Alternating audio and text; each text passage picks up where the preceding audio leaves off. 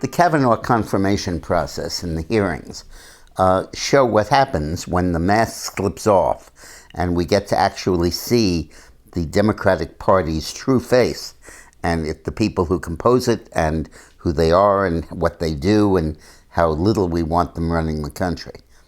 It's happened twice before since World War II.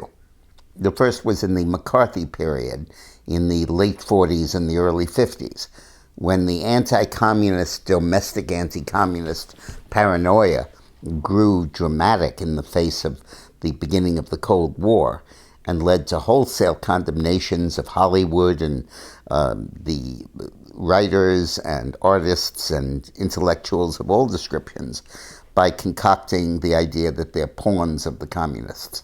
And the McCarthy hearings embodied that perception.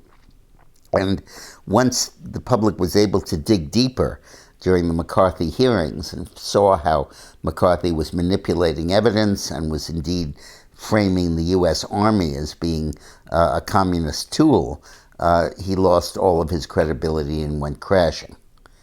The second example that comes to mind worked in 1972, when the anti-war protests, the anti-Vietnam War protests, which had gathered momentum in the 60s and early 70s and forced Lyndon Johnson out of the presidency and helped deliver the election to Nixon, became the basis of the Nixon campaign of 1972, appealing to what he called the silent majority and talking about the hippies and the drug revolution and the lack of moral fiber and all of that he said was undermining and characterizing the new left.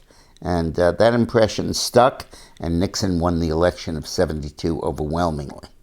And now it's happening again, where the Democrats are showing their true face of their intolerance, their insistence on conformity, their refusal to listen to opposing opinions, and by slandering a very good judge with fabricated evidence concocted from the past and misinterpreted at that.